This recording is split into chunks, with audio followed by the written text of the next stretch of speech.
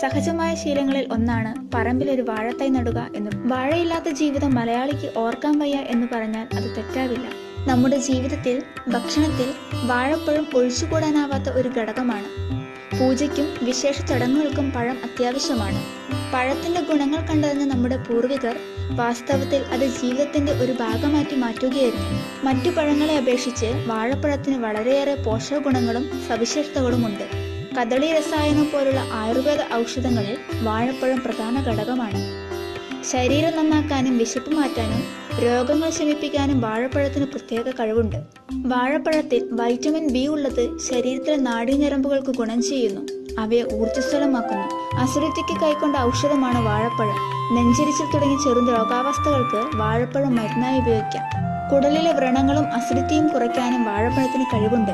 പ്രാതലിൽ വാഴപ്പഴം ഉൾപ്പെടുത്തുന്നത് തലച്ചോറിന് പ്രവർത്തനം മെച്ചപ്പെടുത്തുകയും